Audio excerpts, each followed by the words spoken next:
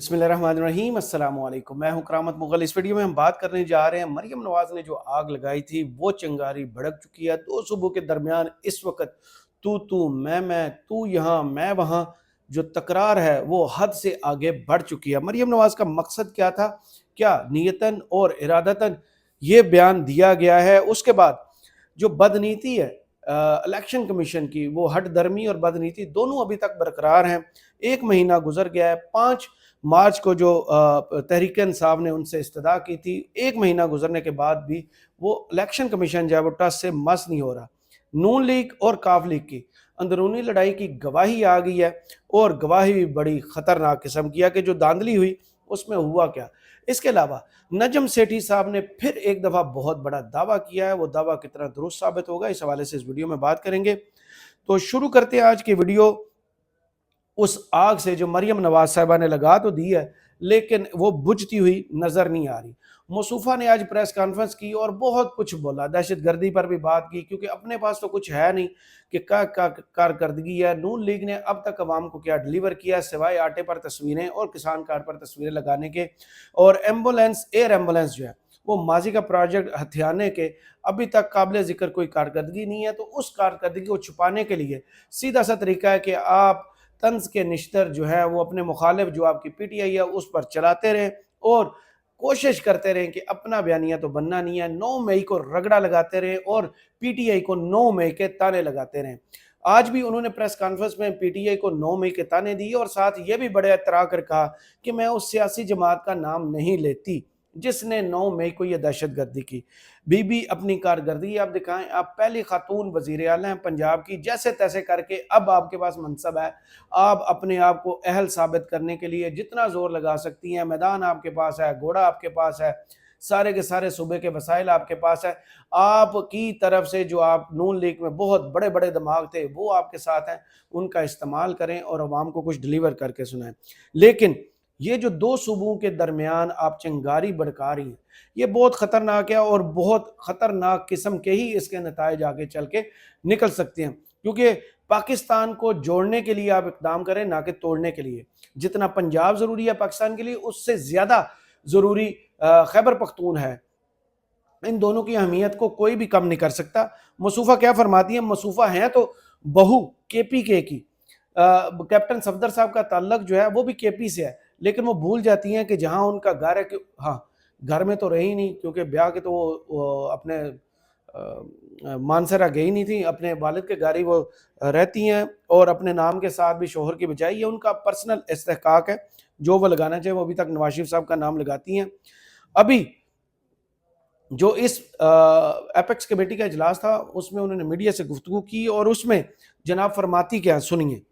उनका कहने का मतलब यह है कि जो कुछ भी हो रहा है उनके सूबे में, चाहे वो दाती डोर जो लाहौर में ही बनती हो, जिस पर छापे मार कर आपने काफ़ी सारा सामान भी पकड़ा हो, लेकिन ताना केपी को कि ये जो दाती डोर है, ये जो मौत बांट रही है हमारे सूबे में, ये आती है केपी के से।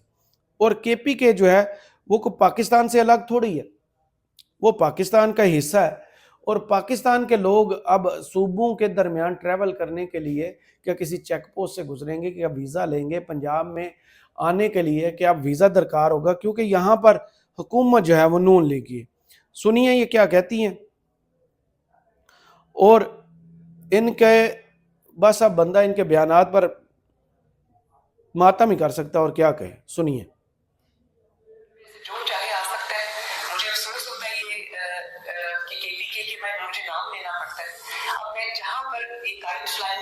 जो मेटल इंक्लूजन्स वाली जो स्ट्रिंग्स है, एक डेथ हुई, हमने बड़ा उसको कंट्रोल किया, अल्लाह का शुक्र है। और मैं उस बच्चे को फैसलाबाद उसके घर भी गई जो इसमें अपनी जान से हाथ धो बैठा, 22 इयर्स का लड़का था।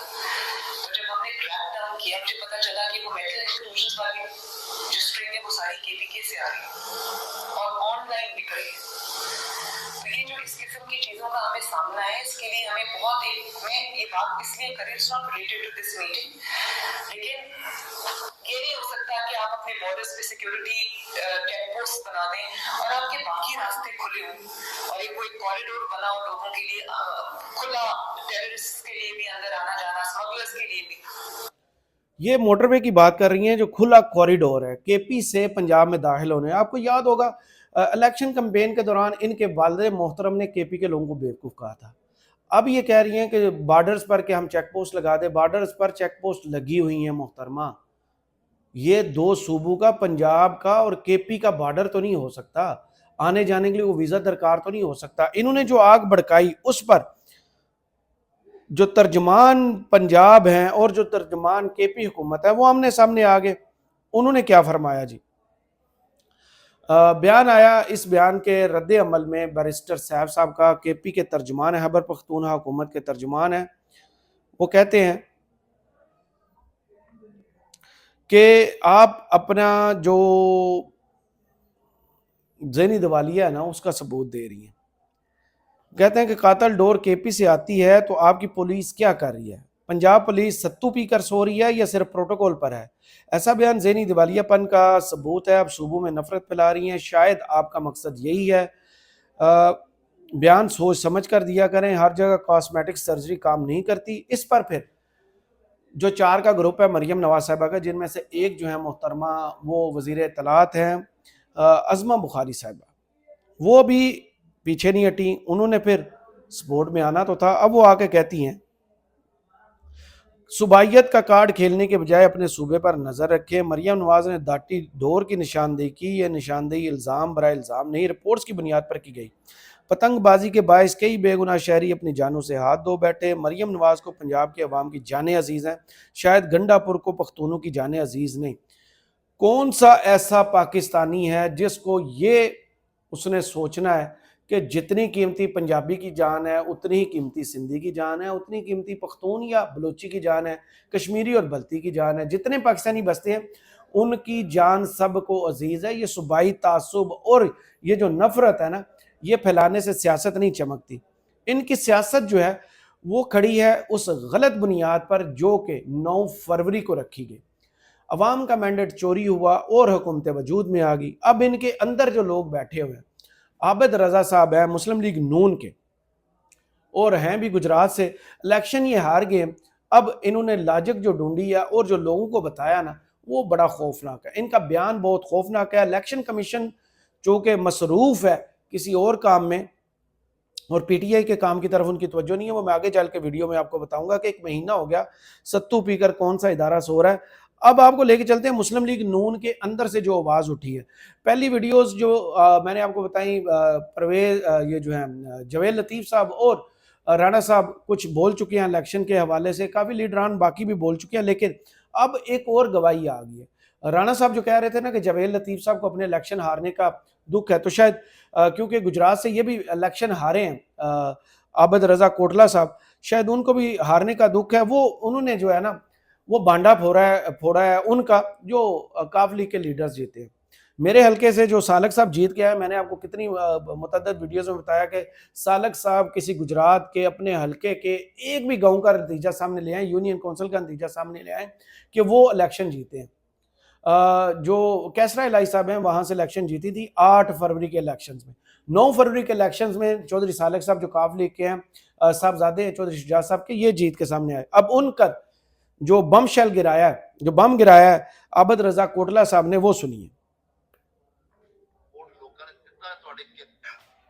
ہر ایم پی دے حلقے چ جلسہ کران گے, ٹھیک ہے, اور اسی انہاں نو 45 تے 47 دا فرق دس دیکھو نا. شافی کولے 8000 ہے, سالک کولے 23000 ہے.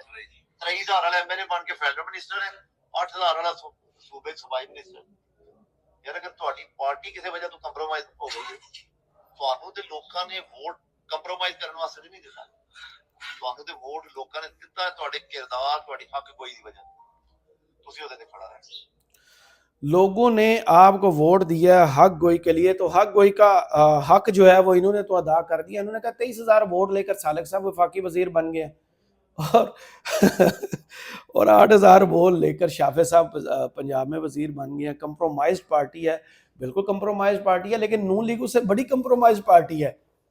آپ کو اپنی منجی کے نیچے بھی ڈانگ پھیرنے کی ضرورت ہے کہ آپ کی پارٹی کیسے کمپرومائز کر کے اوپر صوبے پر بھی بیٹھ گئی ہے اور وفاق پر بھی بیٹھ گئی ہے.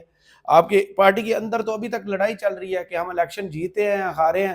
جیتا جو ہے وہ عمران خان ہے, اس کی آدھی سیٹیں جو ہے غائب ہیں، مخصوص نشستوں پر قبضہ ہو چکا ہے، اور اس کے بعد حکومت پر بھی قبضہ کر کے اب کہہ رہے ہیں کہ نہیں کمپرومائزڈ ہے۔ او بھائی نون لیگ سب سے بڑی اس وقت کمپرومائز جماعت ہے، پنجاب میں بھی اور وفاق میں بھی۔ اب الیکشن کمیشن کا یہ کام ہے کہ ان کے بیان پر ان کو بھی تو بلائیں، ان پر بھی کیس اٹھائیں کہ آپ کے پاس ایسے کون سے ثبوت ہیں جو ہم نے نوٹیفیکیشن کیے ہیں، آپ ان کو بیٹھ کے یہ چیلنج کر رہے ہیں، کون سا فارم 45 اور 47 آپ کے پاس ہے؟ آپ کی تو حکومت ہے، آپ کو تو الیکشن کمیشن ہاتھوں ہاتھ لے گا، آپ کو مہمان بنا کر چائے بھی پیش کرے گا، آپ جائیں الیکشن کمیشن میں اور ثبوت دیں۔ الیکشن کمیشن نے جو بڑی واردات ان دنوں میں ڈالی ہے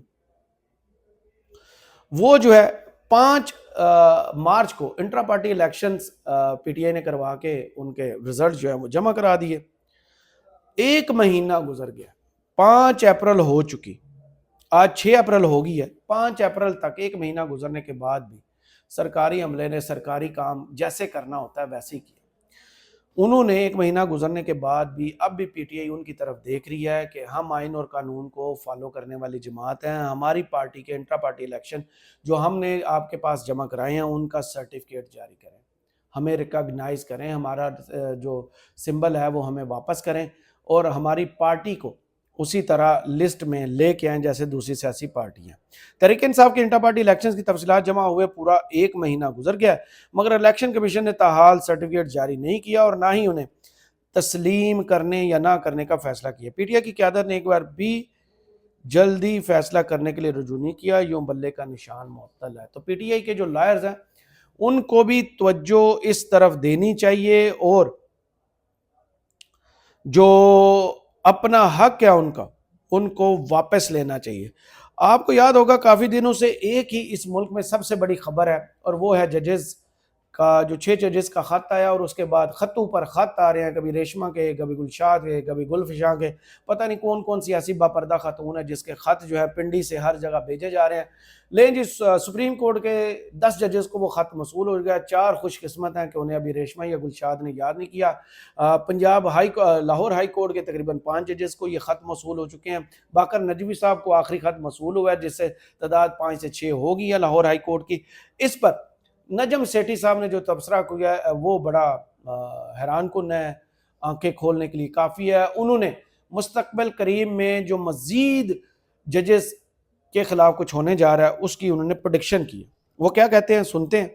پش بیک، یہ 6 ججز، اس کے بعد جسٹس صدیقی کا کیس ابھی حال ہی میں ہوا ہے، اب یہ 6 ججز کا کیس آ گیا۔ اب میں نے اس دن اپنے پروگرام میں یہ بھی کہا تھا کہ اہم ممکن ہے کہ 2-3 ججز اور کہیں سے کھڑے ہو کے گئے کہ ہمارے اوپر بھی پریشر آیا اور ہم بھی یہ خط لکھ رہے ہیں، تو ابھی وہ ہوا نہیں، وہ ہو جائے گا، آئی ایم شیور ہو جائے گا، کوئی سندھ سے، یا کیونکہ سندھ میں بھی 1-2 ایسے کیسز ہیں جس کے بارے میں کہا جاتا ہے پریشر آیا تھا ایک چیف جسٹس کے اوپر، تو یہ چیزیں کچھ باہر نکلیں گی، مگر کیا کھل کے نکلے گی؟ نہیں، کھل کے نام لیے جائیں گے، فلانے نے میرے پہ یہ کیا، فلانے میں یہ کیا، مشکل ہو جائے گا۔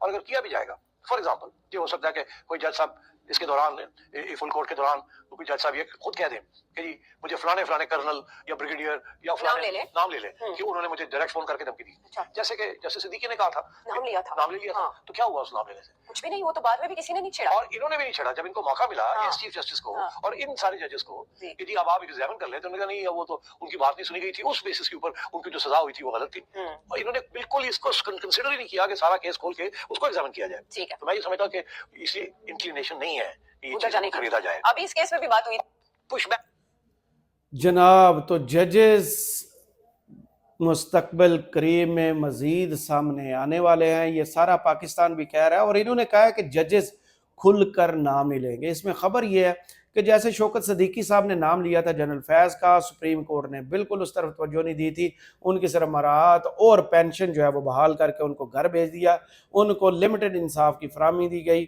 لیکن اب وہ کہہ رہے ہیں کہ یہ ججز بھی جو ہے، یہ ان کی پریڈکشن ہے، میں بھی یہ غلط ہوں، لیکن بڑے پہنچے اور پہنچائے ہوئے صحافی بھی ہیں، کبھی کچھ بن جاتے ہیں، کبھی سیاستدان بن جاتے ہیں، کبھی کرکٹ بورڈ کے چیئرمین بن جاتے ہیں، کبھی گورنر، کبھی وزیر اعلیٰ، پتہ نہیں کیا کیا بن جاتے ہیں، کیونکہ پہنچے ہوئے ہیں، تو نوازا بھی اسی طرح جاتا ہے۔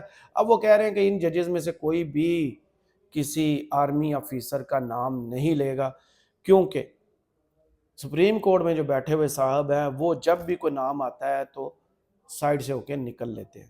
یہ ماضی میں بھی ہم اپنی ویڈیوز میں اس طرف نشاندہی کرتے رہے ہیں۔ اس ویڈیو سے فی الحال اتنا ہی، کمنٹ سیکشن ضرور بتائیے ویڈیو آپ کو کیسی لگی۔ کرامت مغل کو اجازت دیجیے، اللہ حافظ۔